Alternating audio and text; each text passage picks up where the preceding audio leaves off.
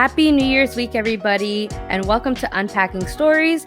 I'm Mel Offman Rodriguez. I was looking at analytics a little while ago, and I saw we have listeners from Belgium, Germany, Ireland, Canada, the US, and it's such a crazy concept to think that one little platform could reach, people from other places. And so if you are from there, hello, bonjour, hola. I was going to attempt to wish everybody a Happy New Year's in the various languages, but my knowledge in some of those are extremely limited. Anyways, this week's storyteller is Josue Chanduvi, who is a chef and entrepreneur and talks about some of the serendipitous encounters throughout his life that led to life lessons beyond owning a business. And I had some of the biggest chills hearing some of the people that he might have met one time and then later played a role in his life. It is crazy, and it just shows that our world is so connected. You can find his restaurant's Instagram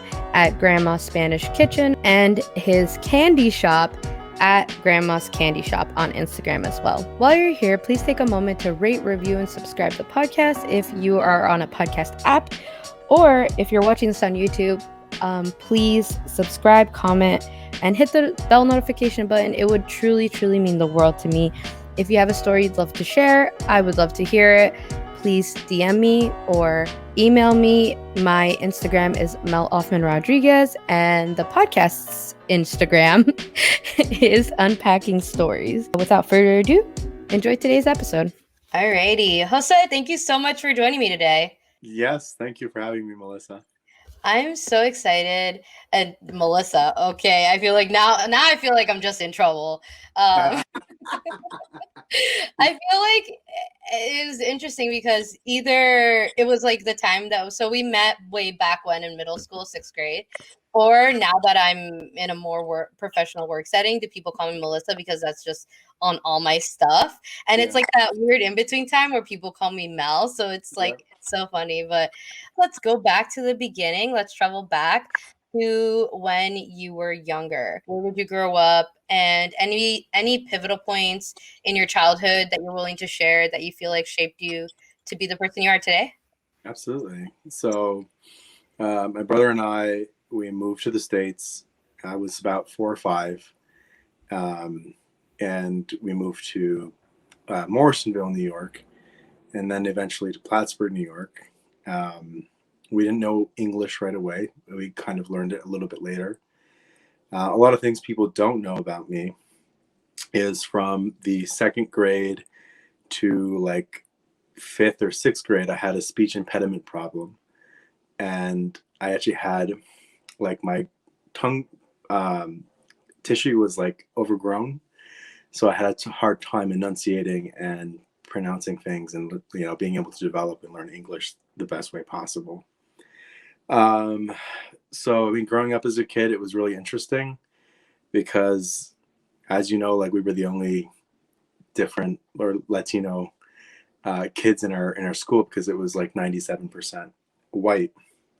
But it was always interesting because my parents always wanted us to keep our culture and also speak Spanish. So growing up as a kid, I remember my dad and my mom would tell me, in the streets and at school, you speak English, but the minute you come to the house, you speak Spanish.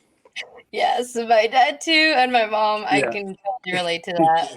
I hear it in my head, as you're saying it. Yeah, me too. And growing up, it was really interesting because we grew up with, I always associate this, right? So we grew up traveling sometimes in our life as kids, and we're very fortunate for that because some summers we would spend some summers in Cuba and some summers we'd spend in Peru, South America with family. And then, my parents worked a lot, so they put us in different programs, youth programs as a kid, which is really cool. But I definitely would say growing up, my dad being a much older man and my mom being younger, it was definitely very interesting because my dad was born in 1940 and he lived in Cuba for 40 years of his life under communism. So growing up with that 2 generations back, which would be like your grandparents growing up and raising me, it was very interesting and different. And my dad always had this very sense of pride and the sense of stability of who we are and what we represent, and that we should never lose that.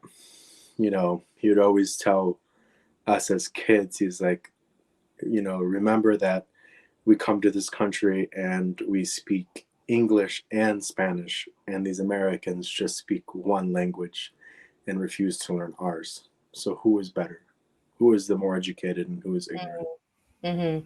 So I'm grateful, like growing up, my dad and my mom gave us that structure of being able to be proud of who we identified as with, but also it was also like kind of a struggle because we were different.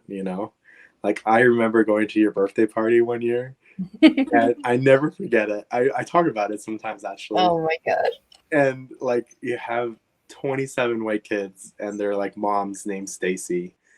And, and and then we all get to your house and like there's all this food. I think your parents made pupusas. Probably. And, Yep. and then like they're like, because they're thinking of their countries and they start playing Spanish music. And I had a blast. It was so much fun. I think everybody else did too.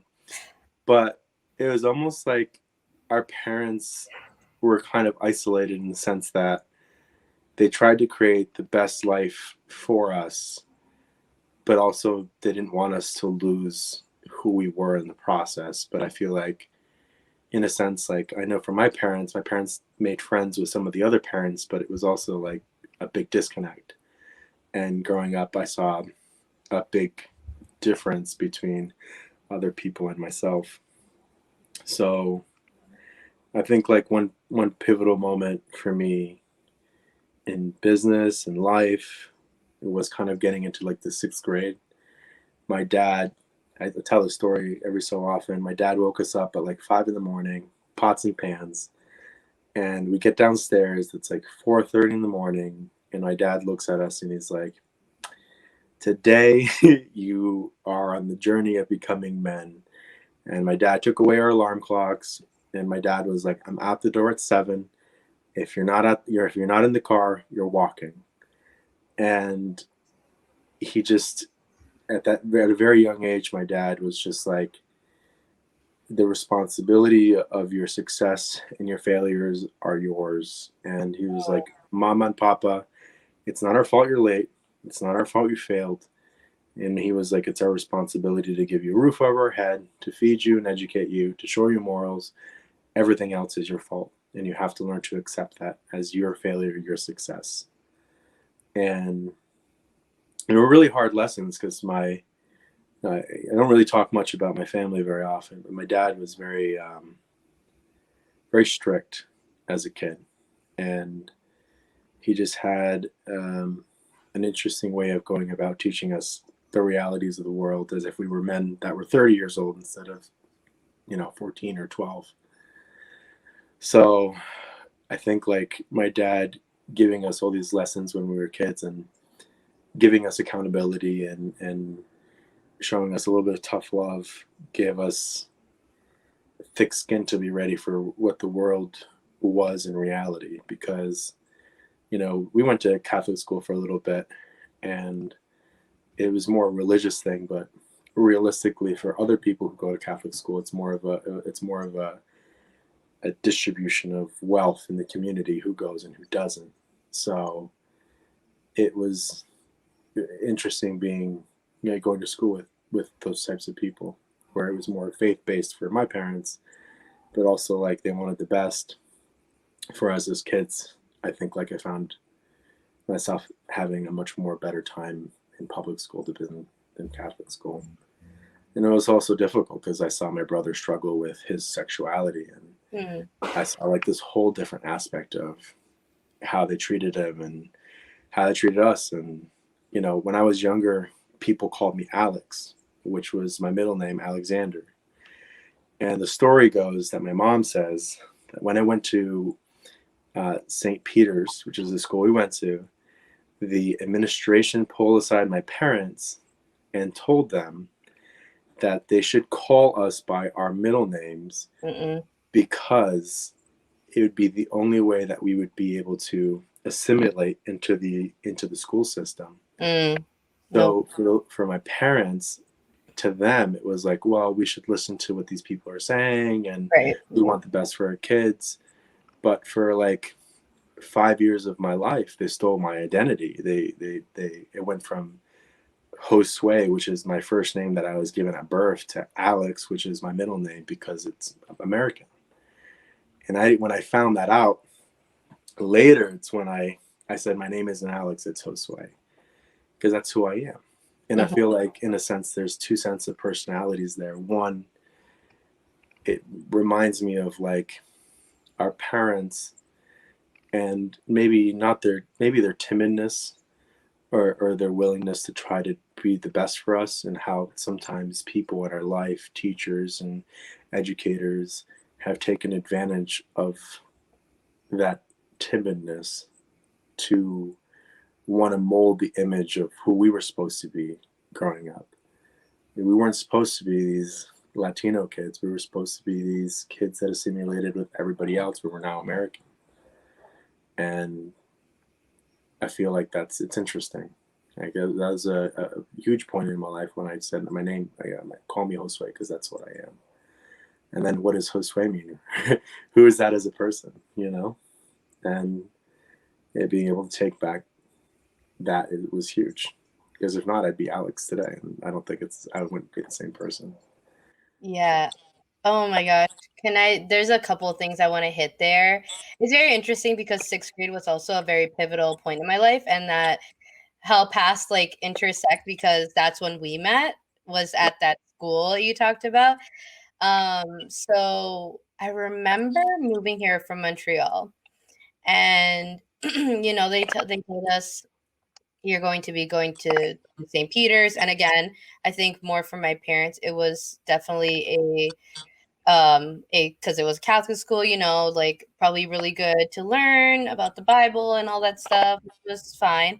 I never wore uniforms in my life, so that was kind of weird.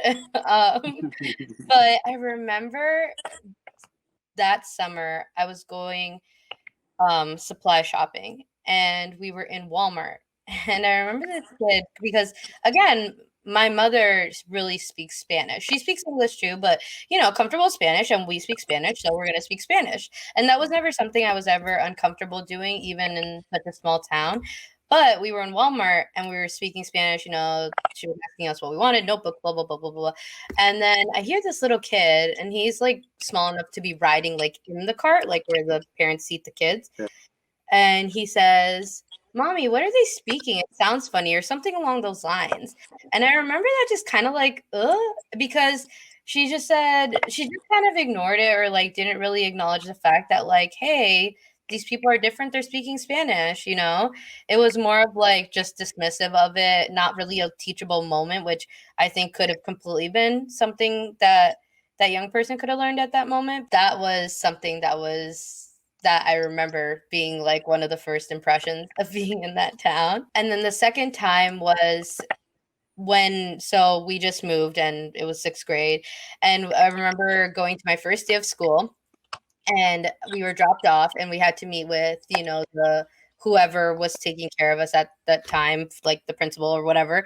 And so they told me like, "Oh, you're going to meet one of your classmates." And I think they either brought you out, or when I went into the classroom they introduced us, and they said, and I don't know if they said this in front of you or if they said this before, but they said it was because you were Latino. So they picked you because, and I was like, I remember that still sticks with me to this day because I'm like, there's only 12 kids in our class. Like, why did the Yeah. one just to come and introduce themselves to me? But you're gonna tell me it's because they're Latino that like that's okay. And so Right. it's just something that also like kind of like ick, if that makes sense. Yeah. Absolutely. Yeah. So yeah, those are the stories we were talking about sixth grade, and I was like, "Yep, I have the stories. I know 'em." But yeah, so you had middle school, and that's crazy and also really awesome. I felt like a lot of how our dads showed love, or even just families in general, was a lot of being able to provide for you. And I feel like that had to do a lot with what they went through, and how, having to provide was a way they showed their family love. And I think like 100%, like I agree with that. Um, I think that's kind of my dad had this really interesting philosophy, especially when we were younger, particularly towards me. And I kind of brought this towards how I view life. And my dad would always like we'd always have like dress shoes, and my dad would have a routine where we would polish our dress shoes every Sunday. And my dad would always say to me, he's like, the day you don't take care of your shoes is the day you no longer value your time. And I'm like, that doesn't make any sense. And my dad would say, look at it this way.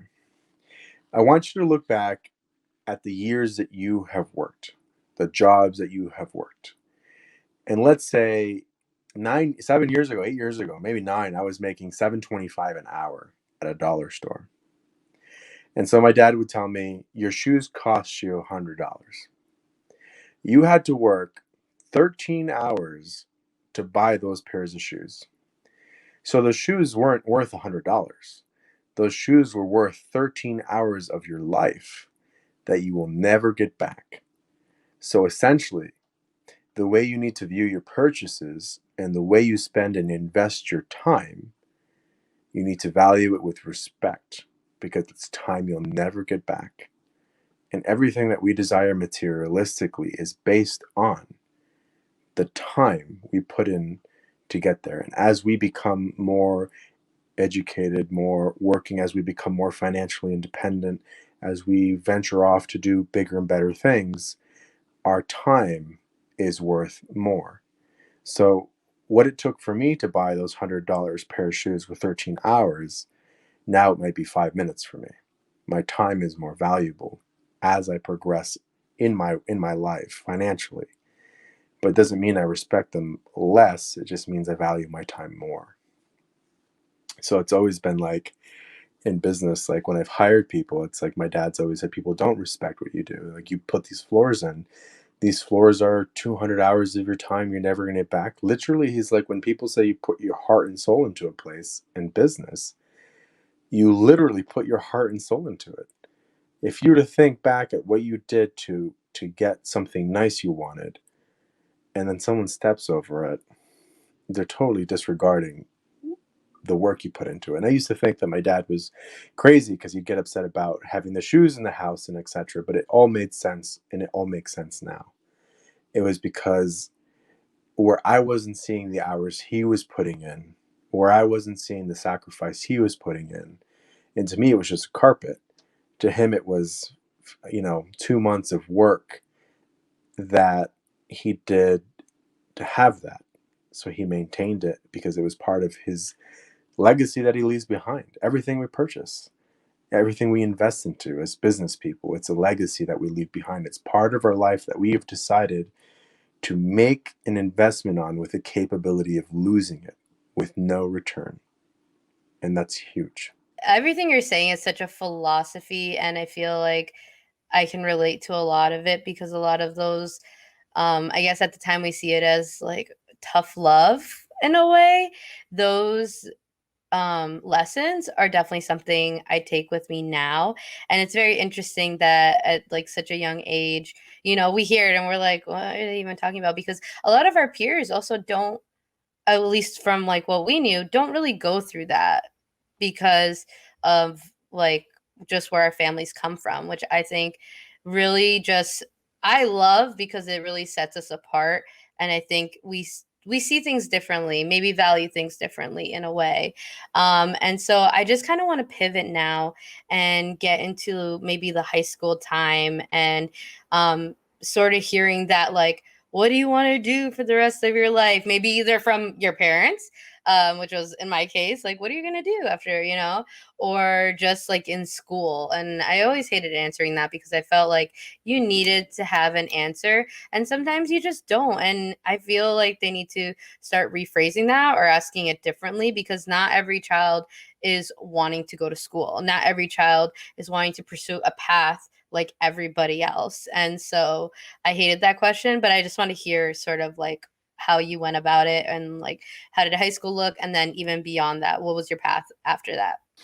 So, I mean, in high school, I was always doing a lot, and I did the student association. I just did a lot and stayed busy. But what a lot of people don't know is when I was in high school, I was also working um, a part-time job every day after school because my dad at that time had cancer, and then after that, in like my senior year, my mom had ovarian cancer, and it was just like the times were tough. So I mean, going to school, it was like I didn't know what I wanted to do with my life because it's interesting because I had two different aspects of how I viewed high school. I viewed it as like it was nice, it was great, but it was also a really strange time for me, as it is for all of us. But it was like I was going to work and I'd work these weird hours, I'd get these odd jobs, and it would be to help me pay for my own things, but also to help my parents because they were sick, you know? And a lot of people don't know that. And, it's just like, it just gave me a different perspective because at the time I said, like, well, I can provide for myself and I could do these things, working these jobs.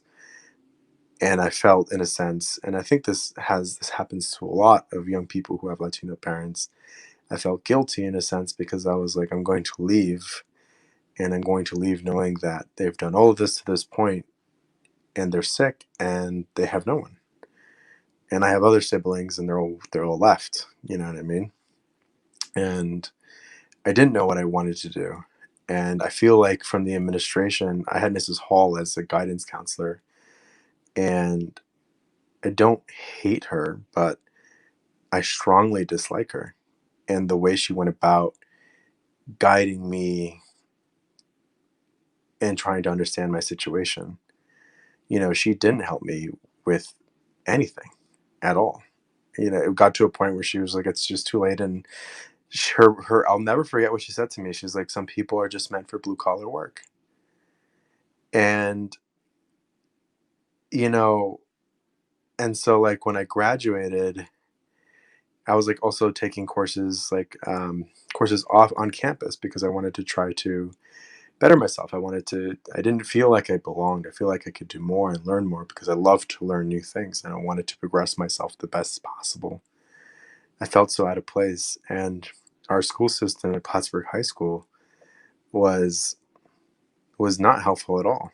My parents didn't knew nothing about, you know, any type of financial aid things. I didn't know anything about it.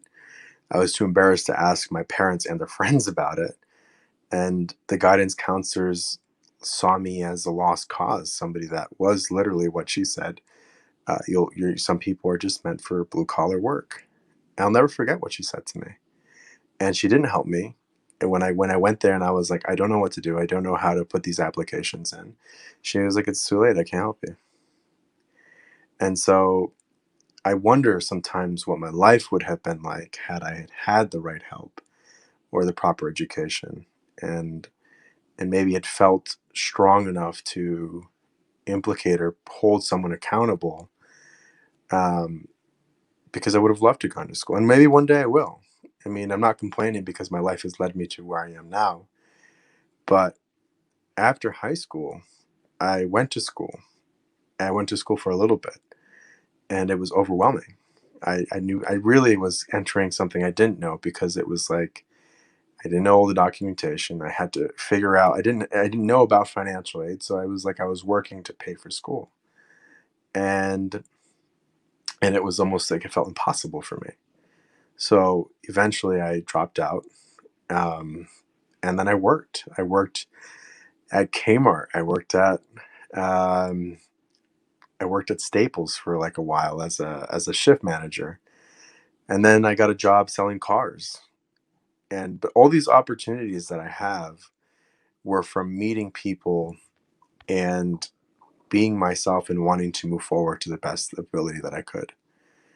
Whatever job that I've had, um, in the last couple of years, and I've had many.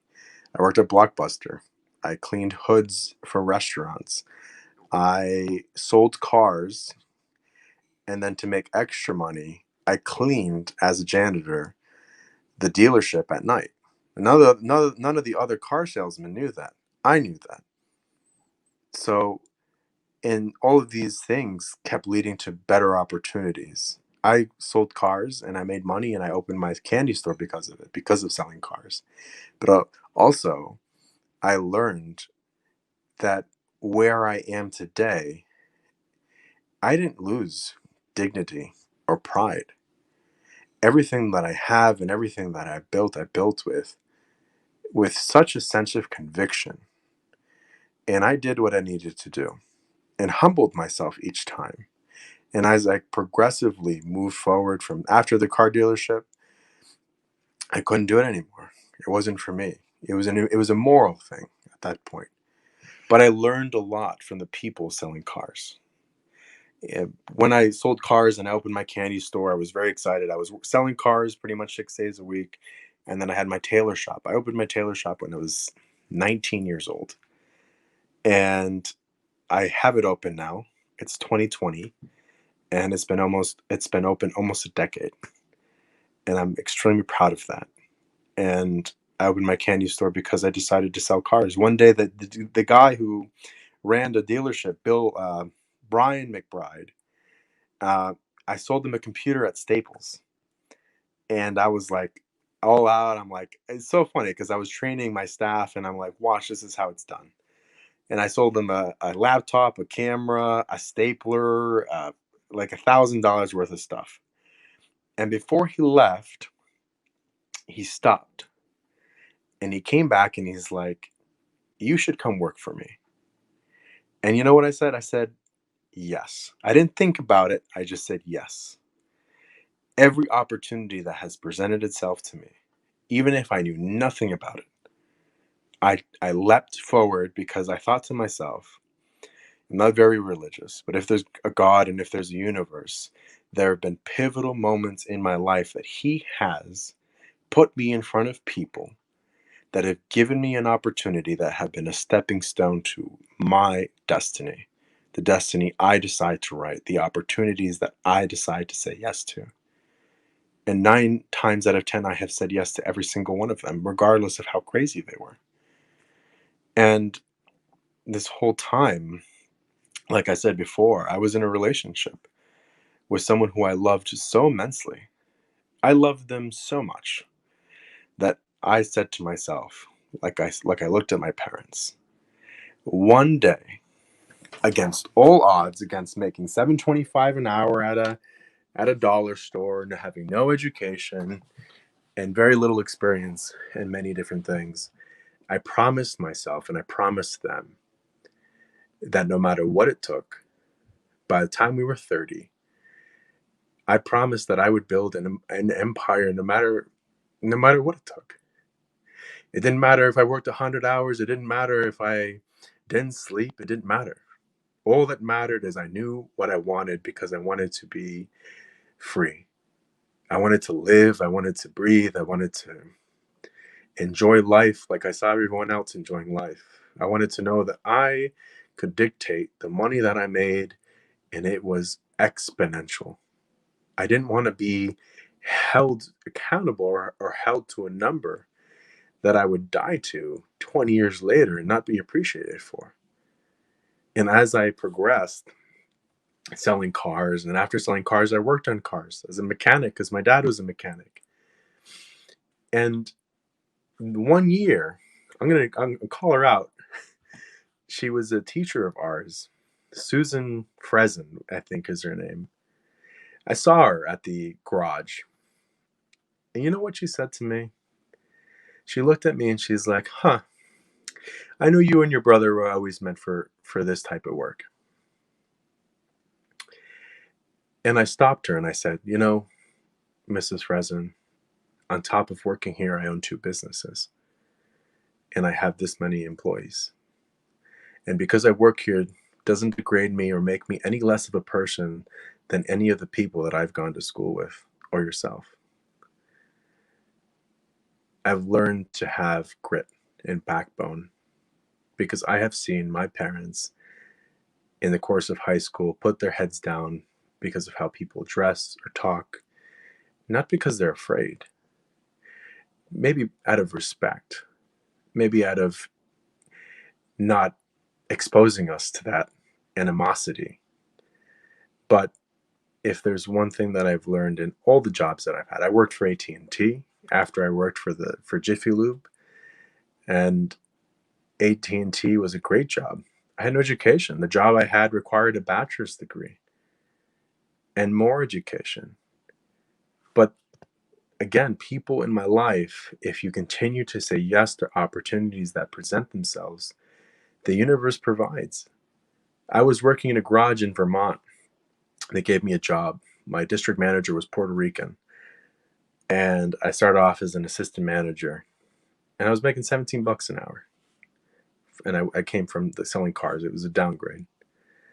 And then my boss was Puerto Rican. I talked to him every day. And I'm like, yo, Jason, give me an opportunity, man.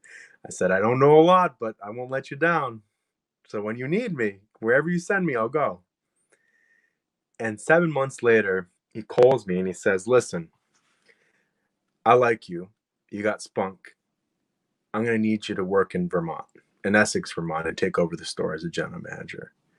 I went from making $17 an hour to $52,000 a year. It changed my life. I worked 7 days a week. I changed cars. I became a mechanic. I worked with very racist people, and I fired them all. And I hired the most unique, different type of people in my garage. 3 of them were women. 2 of them were older than 60. I created my own environment, and I did it with dignity and respect along the way. And one day, 2 years into the business, I met this man named Nick Cookson, who's the regional vice president for the New England area for AT&T. And him and his wife came to the garage because the guy across the station, the gas station, I used to talk to him every day because I'd buy coffee from him, recommended they come to the garage because he's like, they're under new management. And he's like, hey, my name's Nick Cookson. I had a horrible experience here, and I heard things are running better now. For some reason, for whatever reason in this universe, I took $50 out of my pocket. It was all the money I had until my next paycheck. And I said, look, your oil changes are free. We're going to clean your car. We're going to drive them up. We're going to wash them. And here's $50 for you and your wife to get breakfast. Come back in 2 hours. 4 months later, on a rainy day, he shows up at my garage. And he's like, I want you to come work for me. And he's like, I know nothing about phones. And I took on the job. I traveled to 27 different states. I learned everything that I could. And he gave me an opportunity of a lifetime because I went from making $50,000 a year to $70,000 a year. And if it wasn't for that opportunity, I would have never opened my restaurant. And it wasn't until the very end, after working for AT&T, that I left. I started working for myself. But again, it's like this book. It says the 5 people you meet in heaven. There have been a handful of people in my life that I have met that for whatever reason, they turned around without education. They saw me and they gave me an opportunity. And I leaped. Life is a leap of faith. And it isn't based on religion when I say faith. Faith is something that you feel inside. Faith is something that you want to decide, but you're scared to do, but you're willing to jump no matter where it leads you. And I guess I have to thank my parents for that in a sense. And also myself. It hasn't been easy. And there's so much more. I've dealt with racism. I've dealt with homophobia. Being a business owner. People who assume that I work in the businesses that I own. People that have called me workers. People who have refused to rent to me. Moms that have come into my store and turned back around because they said to their children that we don't deal with these people. I've had people call my restaurant during the coronavirus and say, excuse me the vulgar language, they said you should close down. We don't want in our town. The reality of what we face, to what point? It was worth it because I'm here, but it wasn't worth it because I lost a part of myself. I lost a part of myself when I could have spoken up, when I could have shared my relationship, when I could have been the person who I wanted to be. But I needed to be Josue, a hardworking man who one day would fall in love with a woman, because that's what the boys understand. And that's the corporate world. There's no room for other things as much as we wish it to be. Sometimes we have to make sacrifices in our own happiness to pave the way for other people, so that we become or end up in a position where we can inspire people. And perhaps we lose 8 or 9 years of our life and people that we love in between. And perhaps we have to swallow a little bit of our pride.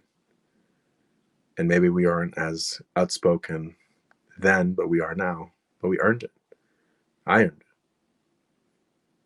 And for all those people that ever doubted you, and all those people that will continue to doubt you or not see you in the same light, because they never will, you have to do it for you.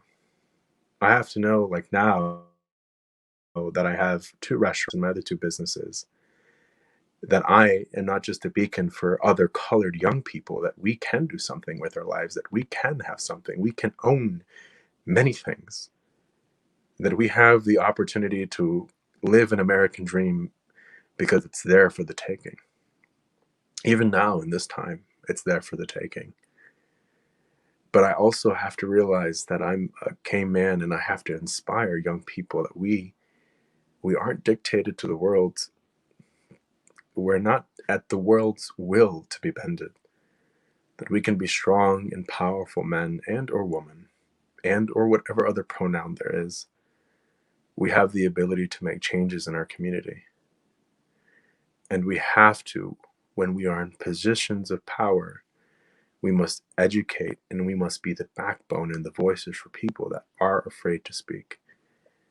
Because if I speak up, when I see something that's an injustice or an incorrection or a moment of education, then what I'm doing is, when the next person who sees someone that looks like me or someone that is like me, they'll think twice on how they address that person and how they treat them with respect. But the times we don't speak, and the times we don't stand up for ourselves, are the times that we allow those people to understand that it's okay to address us like that. It's been a crazy journey, and I have seen monstrous people in our community. The guy that owns the restaurant across the street has been the most racist piece of shit that I have dealt with in any type of neighborly business since I've opened. To my parents, to me, and I had to just be quiet because his customers were my customers. But the time's changing. Now we're in the time of COVID, and we need to realize what's important. Is it important to continue to do business? Yes, we want to make money. But it's also important to be the voices that expose the atrocities that are happening. And we're whitewashed to think that it's okay. Yes, we have thick skin. But if we were to tell a quarter of the stories that we've experienced to other people in other areas, they're disgusted by it. And our thick skin, maybe it's something that we have given them. Oh, well, they're ignorant. Well, they don't know. But the problem is they do know. And the problem is that we live in 2020, and the education is there. The forums are there. The people talking about it are there. And now we have all these things that are happening that are starting to influence how I want to be a business owner. And what does it mean to be Latino? And what does it mean to be gay? I want to live a normal life, and I want to love who I want to love. And everything that I have done to this point, maybe I didn't believe that before. Maybe I'd given up on that. because I wanted to chase this dream of money and power. And now I just want to be happy. And I hope it's not too late. And I hope that all the people that I met in my life, I hope I did right by them. To the person that I loved, I'll name his name. I apologize to him because I should have never hidden anything. That's the biggest lesson I took away from that love. I should have never.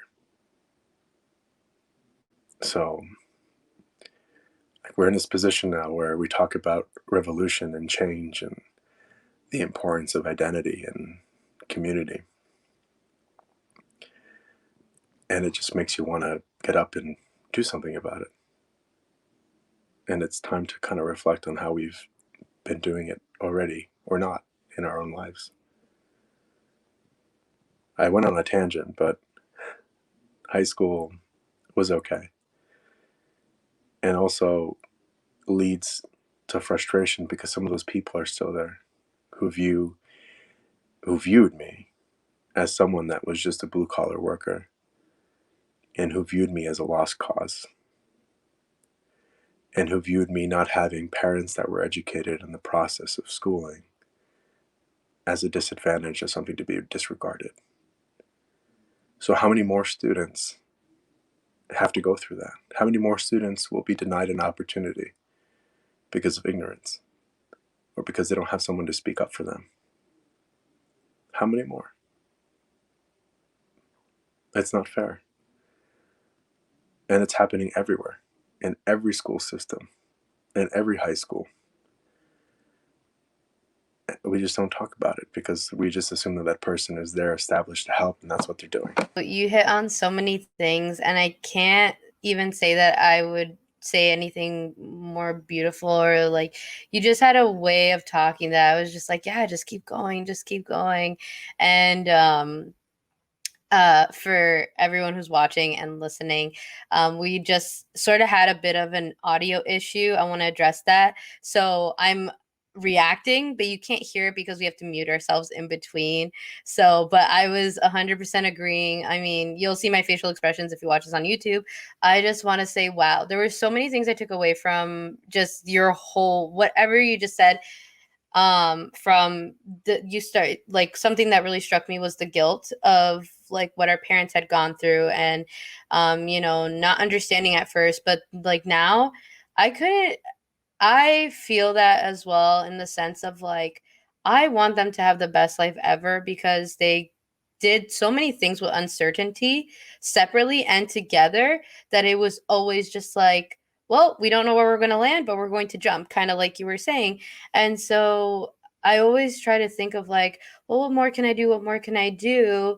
And I think this year, actually, I'm 27, and my 27th year has been pretty pivotal, not just because of the shift of what's been happening around the world, and the everyone is trying to fight the racial injustices and the injustices in our system as a whole.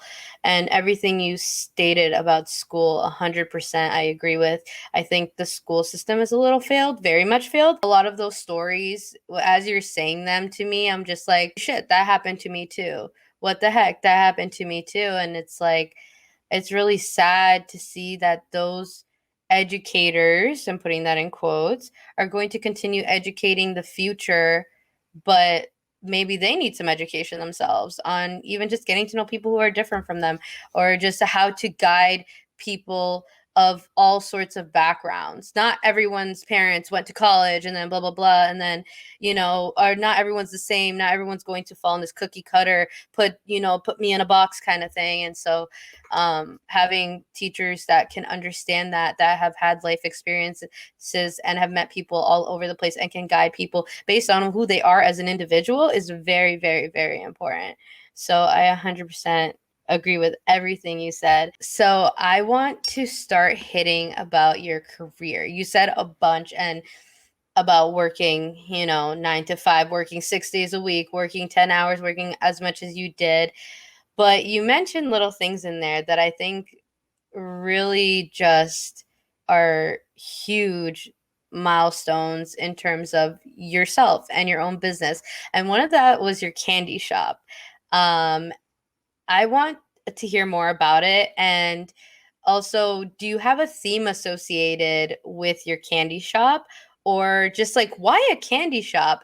And I also noticed, so the three businesses you have are um, Grandma's Sewing, Grandma's Candy Shop, and Grandma's Spanish Kitchen. Did you have a huge influence from your grandmother? Like, what was the reason you wanted to pick like Grandma to be the focal point of the beginning of each of your business names, and then also talk about your candy shop because I think that's really cool. So it's interesting because my grandmother was a seamstress, and I grew up with my grandmother a lot, sewing and cooking. Because my parents worked a lot, so I spent a lot of my developmental years with her. And I was the youngest one in the family, so when the kids went out to play, my cousins and my brother, I would stay with my grandmother wherever she was until it was dinner time. And it was interesting. So I think a few years, well, a long time ago, my grandmother passed away. I have a sewing machine of hers that I inherited, and that sat in my house for a very long time in my apartment. And it was strange. It was like every day for 3 months, it kept scratching my head. I was like, why did she leave this for me? And I'd sit there and I would just sit at the machine and just think about her and think about my life. And 3 months later, an opportunity presented itself. But it was because I went out and I said to myself, I want to open up a sewing shop with this machine. and and so I went out and I was going to sign a lease, and I was working at Blockbuster at the time. And and then as I'm working at Blockbuster, the day before I was going to sign my lease on a place, I met this gentleman, and the gentleman was my old karate teacher, David Boyes. And he looked at me and he's like, "Oh, hey, how you doing?" I'm like, "Good." And I was like, "I'm gonna go sign a lease today." And he's like, "Really? Oh, well, why don't you come take a look at a place tomorrow?" And I went and took a look at a place, and it was big. It was like 2,000 square feet. And I told him, I said, "I can't do this. I can't afford this." Needless to say, he paid it forward, and he gave me a very good deal and an opportunity. And I still have and rent that building 9 years later. And I remember him saying to me that one day when you have the ability, do the same for another person. And he told me a story of when he had like $1,000. He was living at his car and he worked multiple jobs. And then eventually he bought his studio and built his business, multiple businesses from nothing. But he built it with the help along the way with those pivotal people and when someone gave him an opportunity. And that's when the sewing shop came to be. It was through that opportunity, the generosity of that man, and the belief in me, in what I was doing. Because he didn't know how it was going to turn out, but he believed in me. And I can't ever forget that. And it was a little while later, like 2 years, I think. Um, the story of the candy store is weird, but I'll say it. Um, I used to have a neighbor. Her name was Laura Cahill, and they used to have this Adirondack soup company. It was next to the sewing shop, and I was young, 19, and then 20, and I'd shovel the sidewalk. They'd bring us clothes, and we'd eat their sandwiches. It was really nice. They're very good people, and I remember I had a dream of my grandmother, and in the dream we're in this room. It's white, and my grandmother is just sitting in front of me. And then she says, "Ven pa acá, hijito. Ven, siéntate." And I go and I sit on her lap, and then she says to me, and she holds my hand. She gripped my hand as if she's gripping it in real life, and she says, "Wake up." And she said it to me 3 times. Levántate, hijito, levántate, y levántate. After that dream, I had never thought about opening a candy store in my entire life. Never occurred to me. No, it didn't. But I couldn't get out of my head. I was like, I want to open a candy store. I want to open a candy store. And it was like something that was embedded in my brain after that dream. And for months after that, I kept having this dream because my grandmother was a diabetic, but she loved candy. And my grandmother would wake up like at 4 in the morning sometimes, and she would save the toast from the previous morning, and she'd wrap it in napkins, and she'd save the old coffee, and then she'd like have candy from like wherever she found candy, and we would have marmalade with dry toast and day old coffee at 4 o'clock in the morning, cold, with a piece of candy. And my grandmother would just talk to me about her entire life and our family history.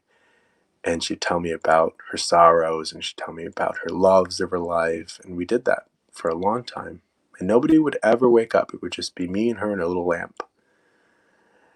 And I kept having those dreams.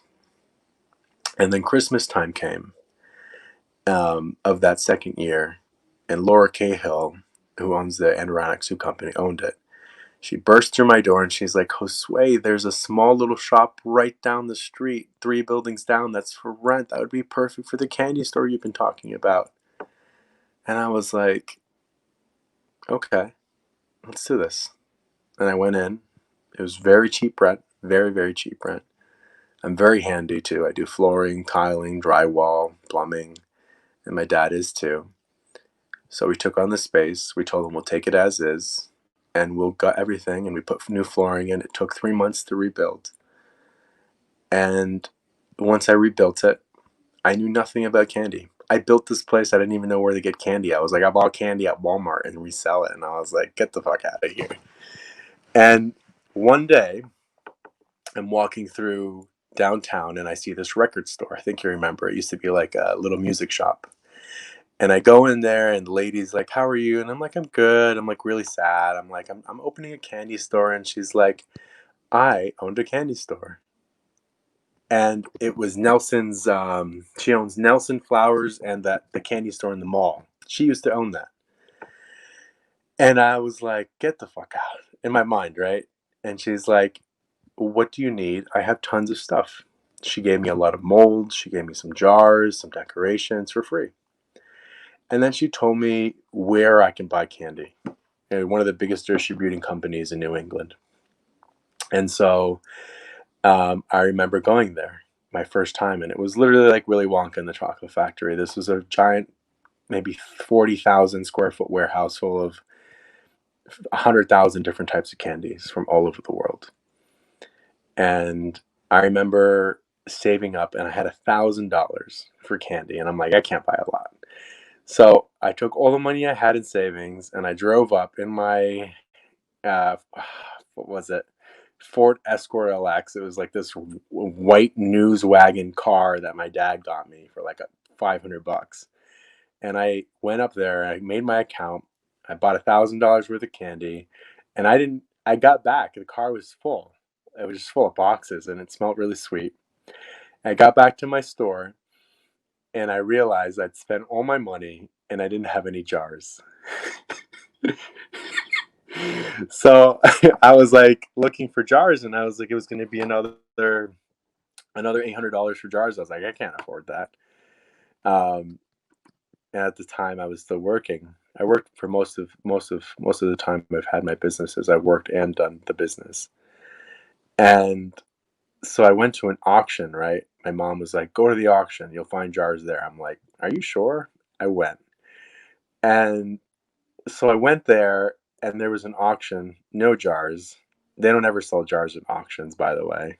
Um, And there was this guy who had this dolly full of records, and it went for auction. And I was like, one time I saw somewhere you could turn a record into a bowl. So I bought them for 25 bucks. I bought like 500 records.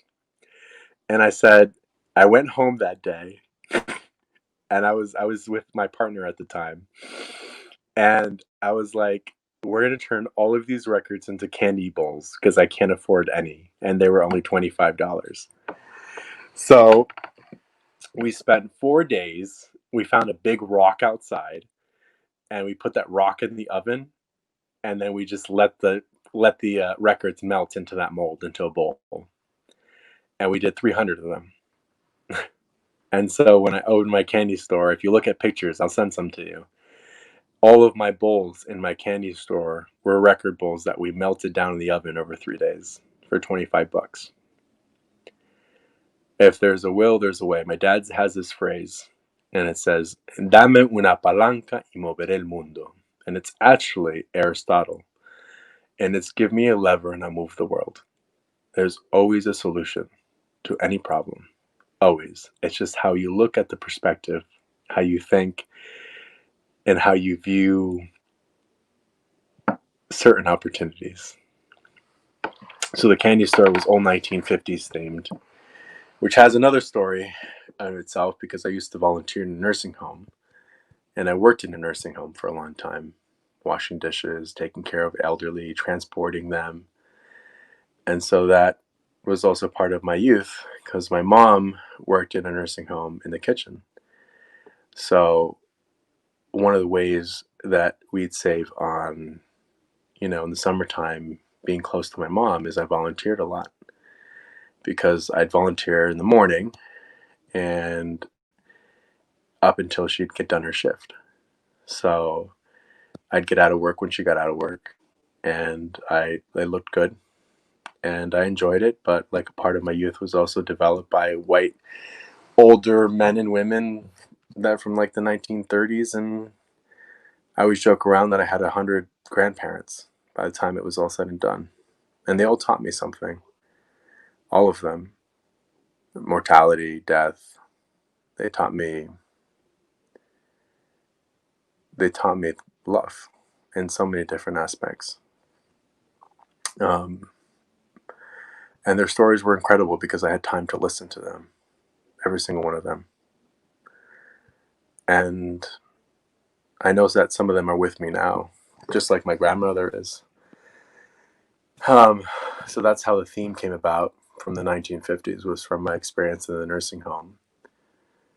And the candy store opened, I guess, because my grandmother told me to open it, as crazy as that sounds. And I loved it, every moment of it.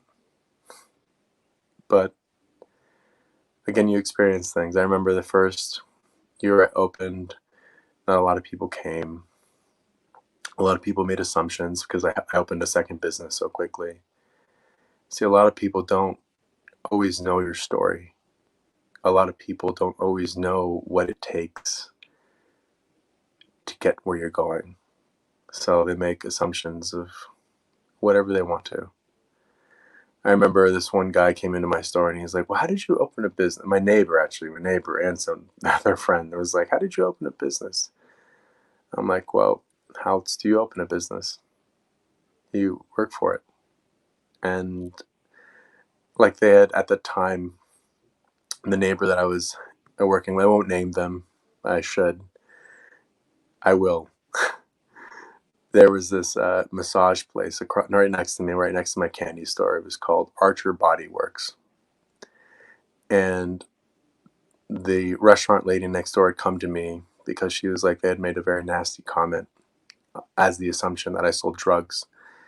Um, and that's how I managed to open my second business, being a colored person. And that was a joke. Was was that was that I sold drugs to open my business. But the reality was that I worked multiple jobs nonstop. I was creative, and when I couldn't buy new, I found used, and I repurposed it. So, little lessons you learn. And that's the candy store. And then 4 years into the candy store, there was a fire, and I lost everything. And it was a pivotal moment. I was at AT&T at that time, making good money. And it was like a moment where I needed to decide what I wanted to do with my life. I was like, do I continue doing all of these little endeavors, or do I work with this company and see where it takes me? I decided to do both. um, and I ended up rebuilding my candy store where my sewing shop was. And I moved my sewing shop to another building. And I kept the small building until it was remodeled after insurance. And I didn't want to stop. Yeah, failure wasn't an option. I wanted to continue what I believed in. It was worth it. But again, all the while, if I could tell anyone, there's a big lesson to learn in the beginning, developmental, of opening your dream businesses, is also take time for the people that love you in the process. Because as much as we wish to build an empire and be successful, you can lose a lot of people that you love in the process, because we become blind to our own ambitions and time we're never going to get back. I really admire how adaptable you are, and you really have that entrepreneurial mind that clearly you've had since you were so young. And I can't imagine going through a fire. That's insane. And then being able to pivot and then being like, I'm going to reopen and I'm going to shift things, and it's not, it'll be fine. Like I'm sure there were days that didn't seem like it, but that's really an indication of who you are as a person. I love that your grandmother is still with you and still has the ability to help you make those decisions. And it's like, a little guardian angel that will say, hey, you had no idea you're like candy shop. Like you haven't heard those since literally the 50s. Like no one has those anymore. And it was like she was saying, it's okay. Like, don't worry, we got you. And like, you were led to meeting the right people, and just by sharing and talking, they were like, oh, I used to have one of those. Like, let me clue you in into what I did and see if you can get into like the people that I knew, and then you can, have connections there. So that's it's really cool to hear all that. I want to sort of shift to now your restaurant. Now that you've talked about your grandmother's story, it really holds like a special place to know that like you continue to use grandma as your story or your store names or your business names. I feel like the image of grandma too is so like lovely and kind and sweet. That's what a lot of people think when they think of grandma. They think of sweet. They think of like, who doesn't remember, if you were so lucky to like be able to have someone in your life that was older that would cook you those home cooked meals, or just like do those little odds and ends for you where like my shirt doesn't fit right and she's like, oh, don't worry, like I got it. Or the person who ever be in your life to do that. And I feel like grandma is usually that person that would always be willing to, or mom and stuff like that. So I think that's really lovely that you have that name and you continue to live her legacy through your memories, as well as have something more tangible to be like a reminder every day. You go in and you're like, yes, like this is for you and stuff. But I want to hear about the restaurant. Why, I'm just gonna ask right away, like, why did you open up like Grandma's Spanish Kitchen in a place that's not diverse? It lacks diversity. And so I want to know, why did you decide to open it there? Because maybe it would have been harder had you not opened it at a place that more people are used to it, people love it. I want to hear about your whole experience with opening it, how'd it go, and why you decided to stay there with it. So, again, pivotal people that you meet in your life. So, there was this gentleman who used to come to the tailor shop, and we would do his suits for years. Always. Never knew who he was. And one day, I was at the sewing shop after work, and tired. I was talking to my mom, and he came in. He always came in dressed really well. He dropped off his suit, and he's like, "I heard about your fire, and I'm sorry." And I didn't know him, but he just looked like a businessman. And he's like, "A little birdie told me, my mom, that you wanted to open a restaurant one day." I'm like, "Yeah, it's always been my dream." And he's like, "Well, hop in the car with me." I don't know this man. He was an older man. And he shows me this building that's completely empty, gutted, was a sandwich shop place that needed so much work. It was ridiculous. And then he's like, "This could be your restaurant." And he's like, "I could give you a very good deal." And my heart is pounding right now as it was then. And I'm looking around and I'm like, this is crazy. I'm like, I just had a fire. I'm working for a good company, but I've always wanted a restaurant. And you know what he did? He gave me the key to the building. And he said, "I'll give you a week to think about it." And when I worked for AT&T, I was working in Vermont, in Burlington. So I would drive back every night from Burlington to that rental space, and I brought a chair from home and I just sat there for hours and I just thought and contemplated about my life. And then things started to kind of work their way through like they usually do. At the time I opened my restaurant in 2017, uh, AT&T had purchased DirecTV, which is like a huge sale. And so they're downsizing the company, right? And the story is interesting because they were downsizing the company and they were letting go of managers. And there was a gentleman who worked with me. His name was Scott. We still talk actually to this day. And Scott was an openly gay man who worked at AT&T and was a good guy with 2 kids. Interesting story. And we worked side by side. And I always remember that he always wasn't treated the best. And so, for whatever reason, he was the one that was going to be let go. Um, but then there was a second option. And the second option was I left. I could leave and I could take a severance package from my company, and Scott could keep his job. And Scott has 2 kids. I don't have 2 kids, but I did have a dream. So that's what I did. I left my job. I took my severance package and my savings and did something. I was so scared, but I said yes to the gentleman who gave me the space. He gave me like 6 months free to build it out. It took me 6 months to build my restaurant. And there were moments where I thought I couldn't do this. There were moments that I thought I was midway through the project and I wasn't going to get it done. It was enough money. But again, opportunities presented themselves. A few years back, I used to clean hoods for restaurants, right? And then I'm the standout guy.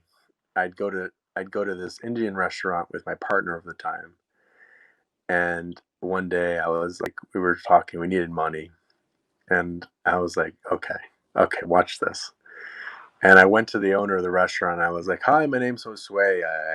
I clean hoods on a regular basis. I noticed that your place is a little smoky. I could definitely take care for you for a very good deal." So I remember 2 years prior to owning the restaurant, I met this guy.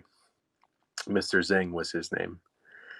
And I cleaned his hood at the restaurant 3 years before he closed. For 3 years, every year he had me back. He gave me $500 to do it. It was a disgusting job. But when he closed the restaurant, everything stayed there, right? Everything. When I opened my restaurant, he's like, go talk to the people who own the building and come up with a deal. And so I did.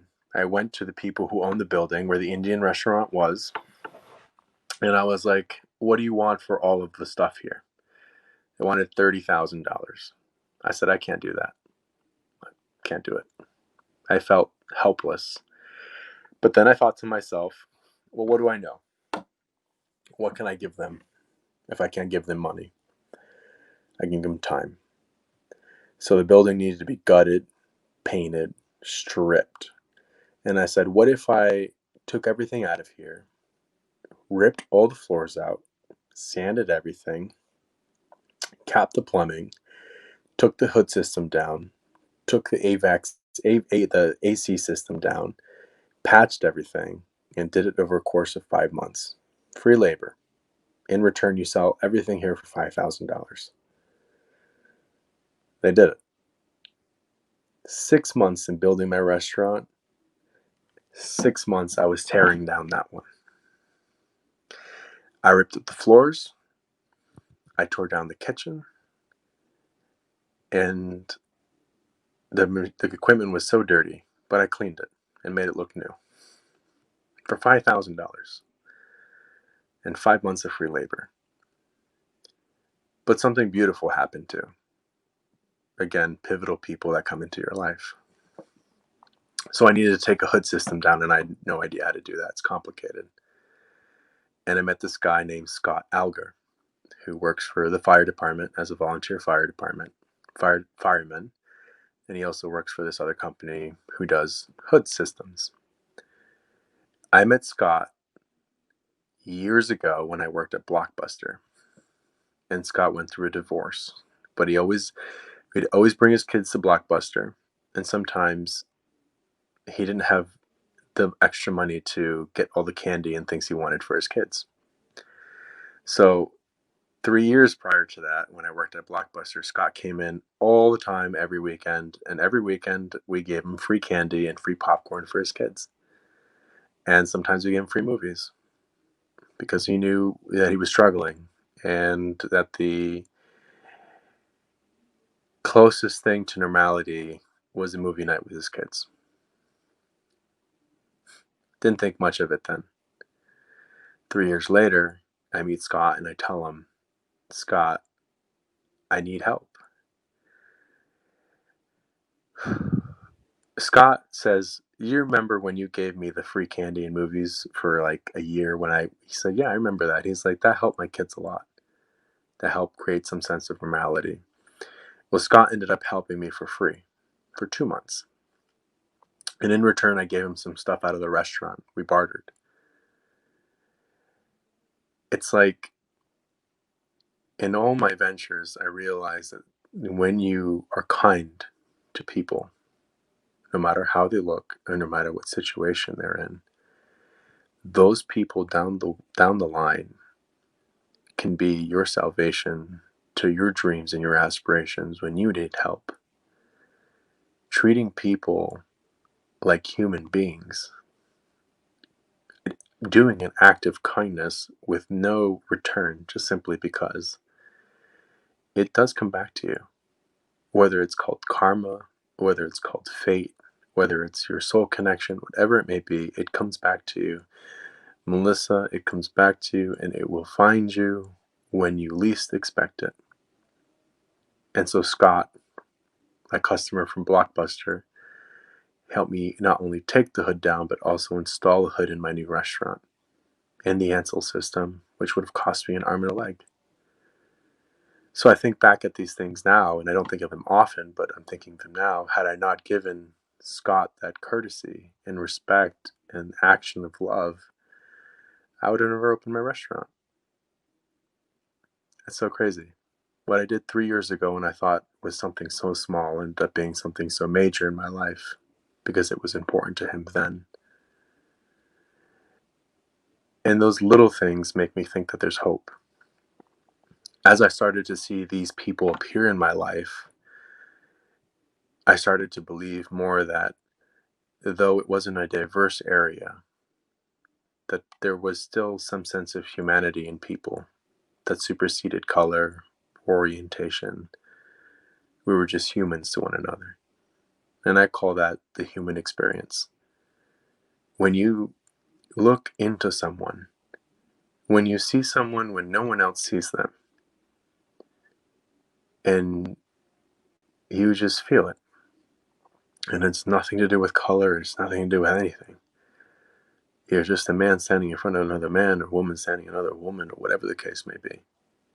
You see each other's struggle without having to point it out. So that gave me hope that if I opened this restaurant, that I'd find more people like that that would come and support me, or help me, or guide me, or teach me. And once we installed and took 6 months to build, we repainted. Everything was coming together. And then we opened. I had no idea what to expect. I had no idea.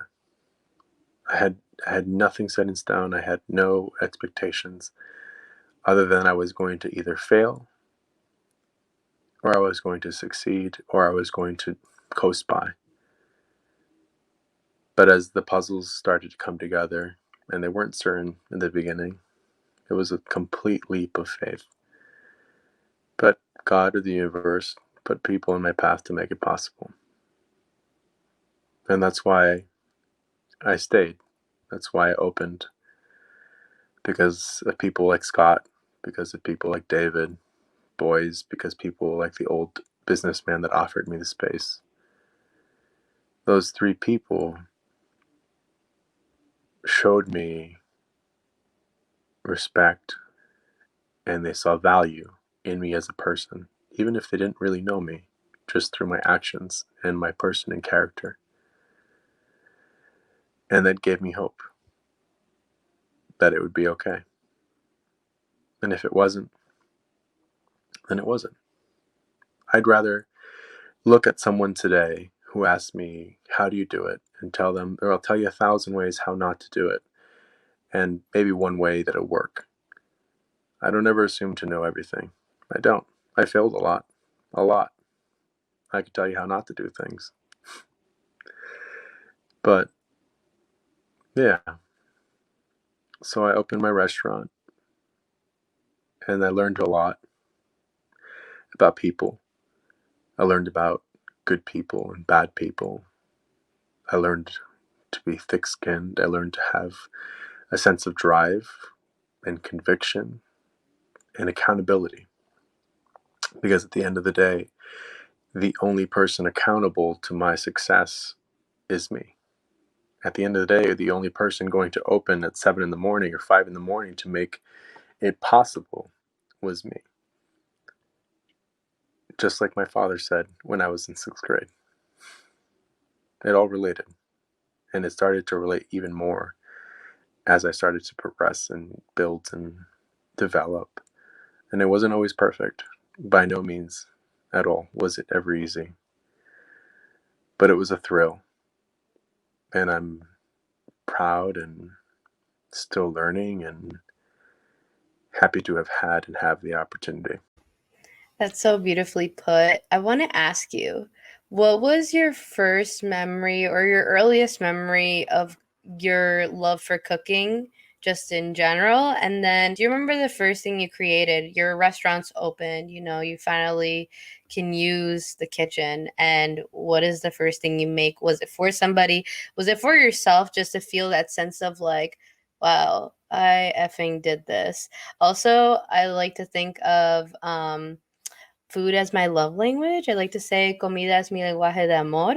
So I love talking about food. But yeah, memories. What was So the the first thing you first made? thing that I made in my restaurant was a fried bologna sandwich. Um, and as a kid, my dad worked a lot, and sometimes we'd get home, and for some reason, my dad liked fried bologna sandwiches, and we would eat fried bologna sandwiches. So there was a comfort thing. So I remember one of the first things that I cooked in my restaurant. It was really late at night. The gas had just been installed. It was a very long day, And I went to Yando's and I bought bologna and white bread, and I made a I made a fried bologna sandwich, and it was extremely satisfying. And even to this day, I eat fried bologna sandwiches. Matter of fact, in my kitchen, you will find 4 items that are mine. Nobody can touch them: cereal, milk, white bread, and bologna. Um, so when I'm coming up with my specials, I usually stay up until 2 in the morning, and I listen to music and I eat cereal. Super comforting, but it's like a method. And the first opening, I did a soft opening, and I invited a bunch of important people in our air community. And I made, what did I make? I made ceviche because we grew up eating a lot of ceviche. I also was like, what do white people like? And I was like, duck. So we did ceviche de pato, which is a rendition of duck. It's like a duck stew, um, which was really good. And I remember the Press Republican was there that day.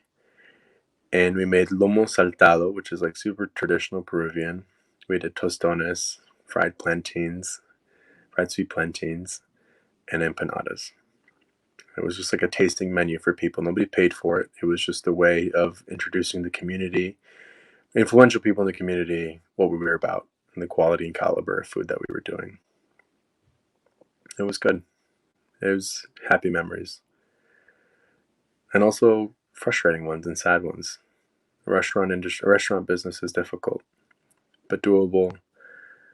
And you learn so much. You have to, if you're going to be in any business, especially a restaurant business, you have to be willing to learn everything.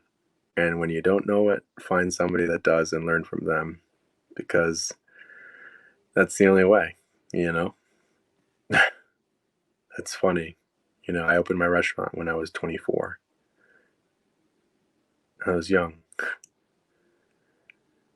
Anything's possible.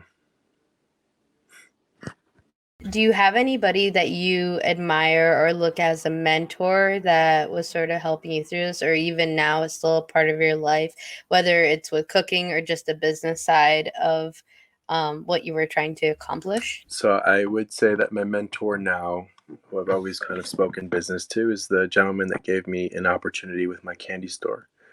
Good businessman. Always ask him for questions, and he always answers them. My mom if my mom didn't have children and a husband, she'd own multiple businesses. She's so smart and so well versed and well written. She could be a man. Like, phenomenal businesswoman. And my mom still gives me advice, to this day, and helps me in the kitchen every now and then. And I have to say that those two people, my dad as well, but I tell you now, like, my mom calls me twice a day, maybe once a day, um, and she's always checking in, and she just has grit. My mom has some balls. It's seriously. I mean, sometimes being young, you're impressionable, even in whatever you've been through in life. So it's interesting because sometimes I meet people in my life that try to take advantage, or try to scare me, or try to push me around. And my mother's always been like a interesting voice of reason, or an interesting backbone to have. And so she's always given me a very different perspective on things. So it's always been nice. So I had to say that a shout out to my mom. She's a great businesswoman and a very strong, independent woman. And she calls me every day, and we talk every day. So it keeps me on my toes. Do you have a favorite dish you like to create? And also, what is the hardest dish you've ever had to create in your restaurant? So, okay. My favorite dish to make, it's a soup. It's called La Sopa de los Enamorados. It's the soup of the lovers. And it's such a complicated soup. Um, it's Peruvian, but like old. It's like old Peruvian. So like some Peruvians now don't even know what it is. Um, because my grandmother used to make the soup, but it would take forever to make, and you have to soak bread, and there's noodles involved, and it just takes like a long time. This is a special soup to make. I think that's why the name is the way it's made. Um, that is one of my favorite dishes to make, and I make that on days where I think of my grandmother, or on days that I feel a little lonely. I make that soup. It's complicated, has a certain consistency. Um, yeah, so it's that soup, I'd say. For both answers. One that I like to make. They don't make it often, and one that's complicated to make because it's just a long process. But it's nice. Cooking is like both my mother and my grandmother. They cook with minimal effort. They used to cook as if it was breathing air, and they would just throw something in a pot, and that was it. It's done, ready. And they chop. It's just like seeing art or music or dance. It's an expression of the soul. It really is. When you're cooking, it should feel effortless. You shouldn't feel frustrated. You should feel the knife in your hand should be an extension of your fingers. And I don't measure anything in my kitchen. I don't have recipes. No, I don't have recipes at all. I marinate all my meats. No one in this world other than my mother and my grandmother who's now passed know how I marinate meats. That's it. Yeah, it's it's interesting. So I try to the few people that I have working in the kitchen, I try to teach them that, which is it's either something you have or you don't. So and you have to be quick and adaptable. And that's what the kitchen is because you can oversalt something, but you can fix that. You know. So yeah, I think kitchen is like orchestrating the gentleman who holds the stick in an orchestra and he makes everything happen. That's what cooking is. It's like dancing. Yeah, I was just about to ask you, how do you sort of teach the people who work in your kitchen now, when you don't have recipes? They don't have a book they can go to. It's like, oh, I have to make this. It's like you have to adapt. You have to know what you're doing, and those are the kind of people you need. So how do you sort of translate those skills to them when you hire them or they start on the job?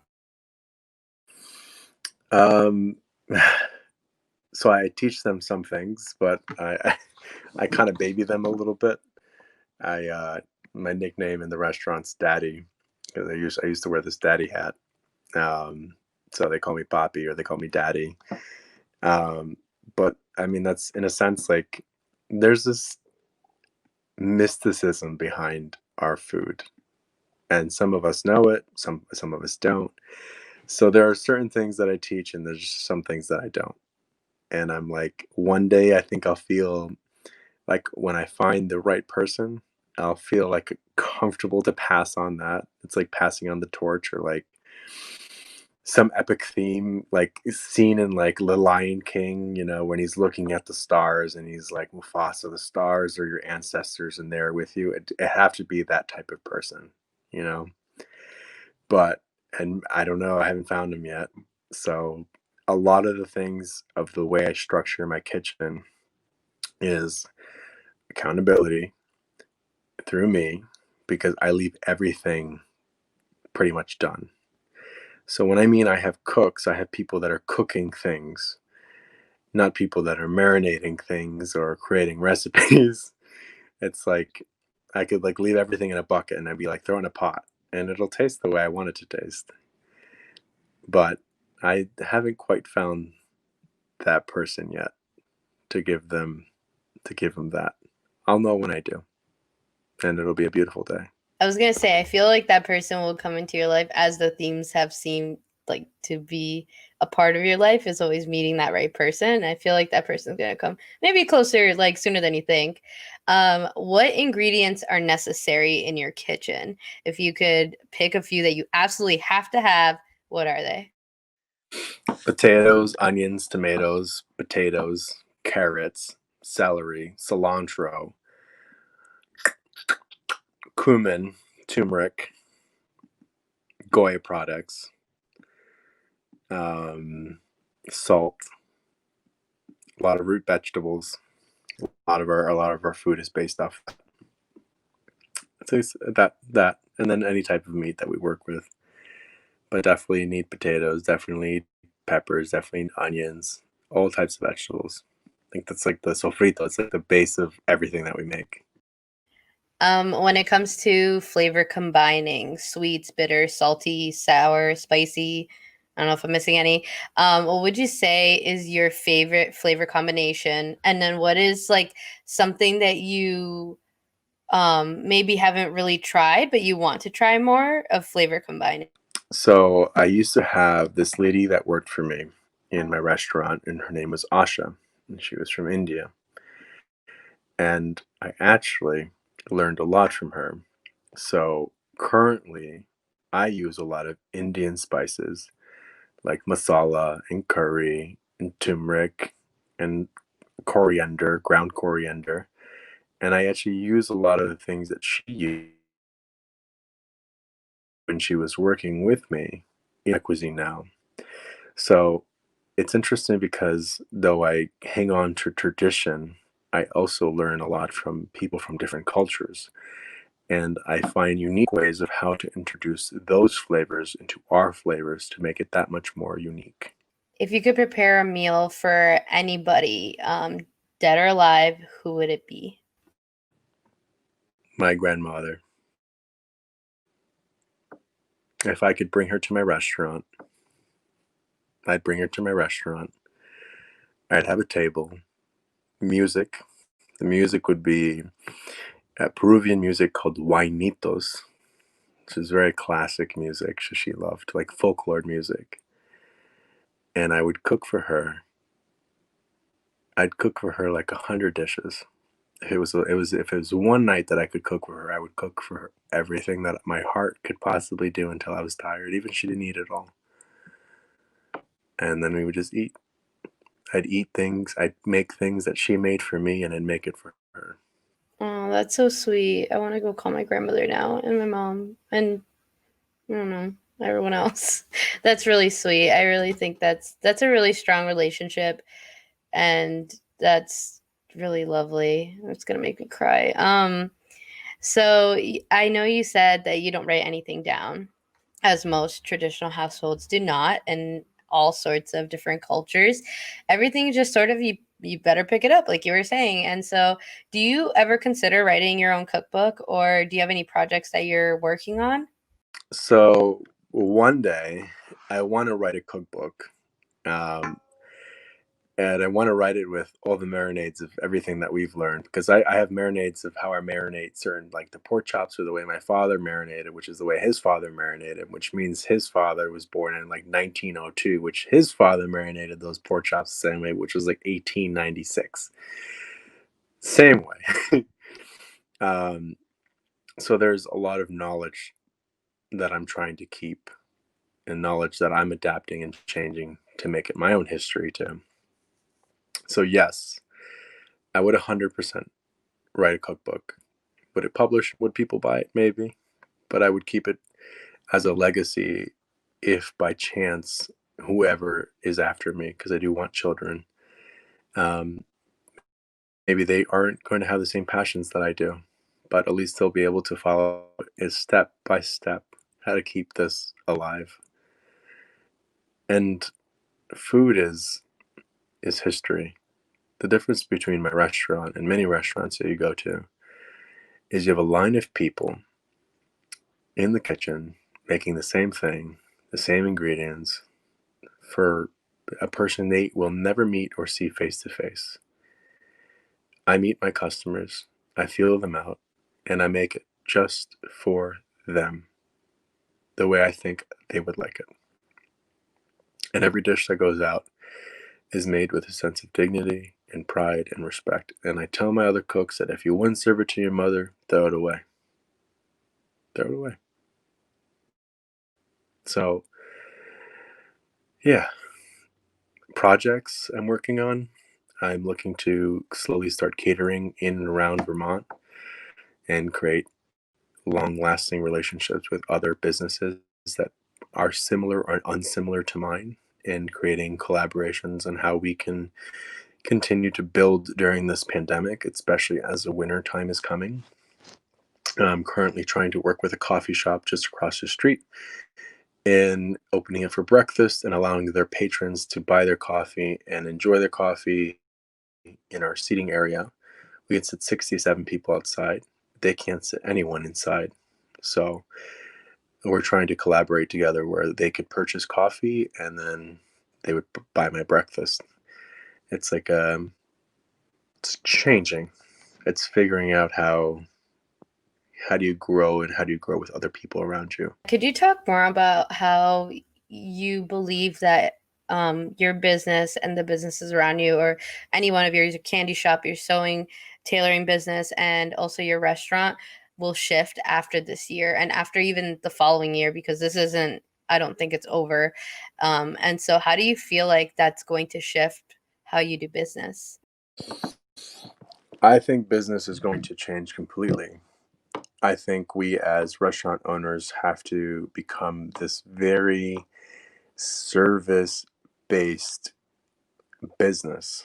We cannot expect numbers to be flowing in. The wintertime is coming. A lot of the restaurant industry is going to be takeout, and a lot of the restaurant industry is going to close.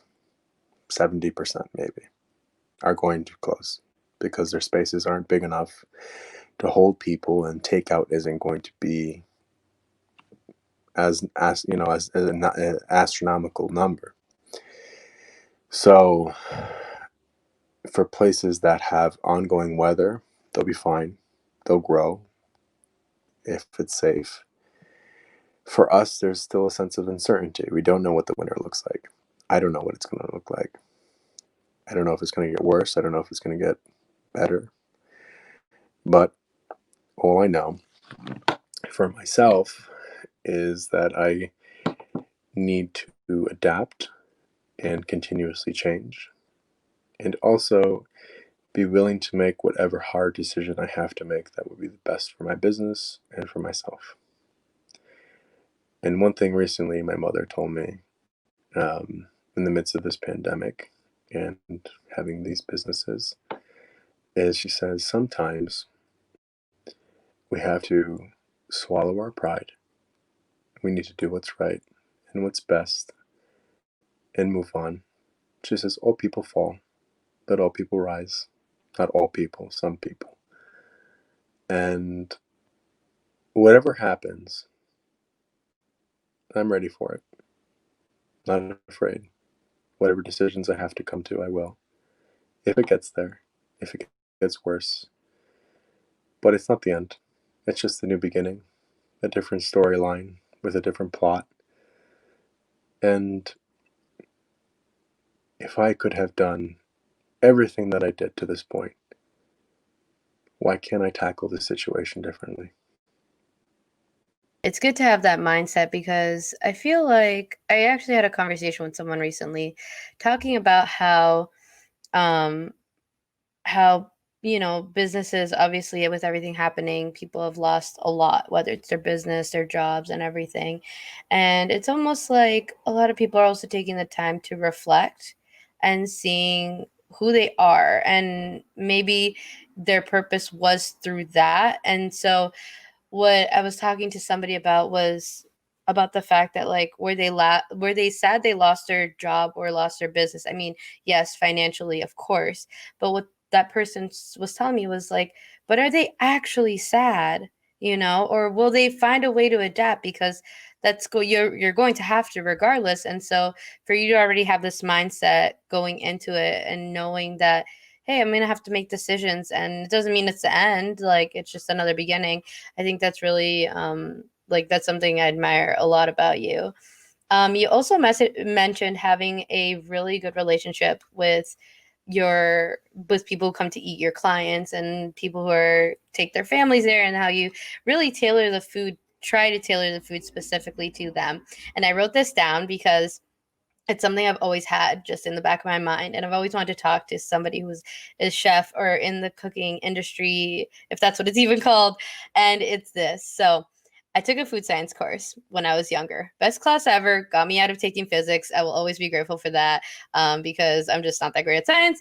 And the things I learned in terms of the mind of a chef has led me down a lifelong path of watching cooking, baking shows, documentaries, listening to podcasts, and also really wanting to study that mentality and that mind and how that makeup is so different than everybody else. We have logical people, we have people who really lean in with their emotions and make decisions based off of that.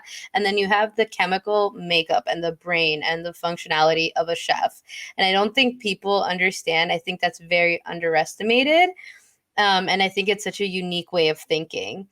There's so much science to it. This class not only taught me about well, first of all, it's called food science, so I had to learn how to like measure pancakes and all that stuff because it was very like basic, I guess you could say. But through that, I was just like, it led me down this hole of like, there's so much more to this than just like you slap some ingredients together. And I think it's remarkable the evolution of food that has happened throughout the world, and how one person can truly create their vision in the form of a dish or something that you can eat and enjoy, and be proud of that. And I have found that food has a way of telling a story as well, whether it's from your family or from what you're trying to bring to the table, literally, where it comes from. And if we break that down even further, like the origin of foods, and it's about the hardworking people who, like if you sit down, you're having, like, my example is I go to a restaurant, right? I order a fish meal. If I start thinking about how many people and how much work and how much, you know, it takes to get that to my plate. You have the people who, either fish or, gather the food in some capacity, whether it's in their country or wherever, package up the food, deliver the food, cook the food, prepare the food, and then serve you the food. And then you eat it. It's like, I wish more people would think like this, because I think it would create more of a sense of gratitude and gratefulness. And again, building those relationships with different people around you, knowing that everyone has like, I don't know, some sort of just token memento to life and how you interact with them. Someone who I have no idea who they are got that fish so I could enjoy it. And I just think that's brilliant. And that is what I wanted to say about that. But food science, a class that taught me so much more and is still sticking with me through to this day. I love that. I love that. You know, it's interesting because I think my mind works very differently, especially with food. Um, I wake up, I see things in a different perspective. I see vegetables all the time. I know exactly what you're talking about. When before pre-pandemic, I was driving to Boston. I cut out the middleman and the delivery, and I went directly to the company that fished the fish and scaled and gutted it for me, and I just cut out everything else. And I started doing that more. I started working with farms in my area and cutting out the middleman and just being like, I'm going to work directly with you. And so I'll add to what I'm going to say is food deserves respect, and food has a story. In each chef, depending on the caliber of place that they work, they share that story differently. So, like me, my food has a story. It's not just me getting it off a truck and putting it on a plate. I work currently with two farms here in Vermont. They work extremely hard. They pick the things the morning before they go on a plate on a restaurant, and they have a story. Two stories, their story and my story. It's homage. Food isn't just a thing that we purchase off a list off of a truck. Food has meaning, power, love, respect. It's this romance story between 2 people. That should be 2. Sometimes it's 3, sometimes it's 4. It's 2020. And the more as we progress in this new age of COVID, that's the future of cooking. It's cutting out the middleman. That's what it is. As chefs, it's finding the source and dealing with the source and bringing them to our restaurants, to our plates of food. One of the most inspiring things that have happened to me since I've had my restaurant is working with these farmers and hearing their story and listening to their dedication of their livelihood of bringing you a simple tomato. But it's not simple, it's complicated.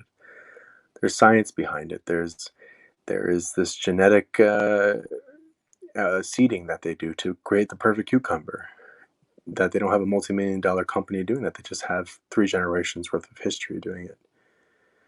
And these people are also have kids and they have livelihoods and they have bills to pay.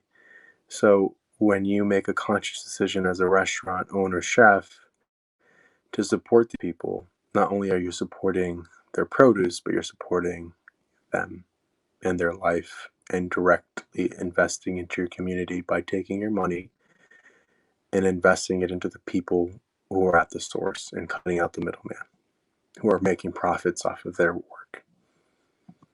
That's really well put. And we love sustainability. We love that you're doing something to really help out other people who, I'm sure you've learned all their individual stories, but might have similarities in the way you started yours. Maybe theirs was to, be able to produce something in the area that other people could use and could appreciate them for. I want to thank you. Those are all the questions I had, but I want you to keep talking. If you have anything more, I would love to hear it. I know everyone else would. So, yeah, floor is open. It's all yours.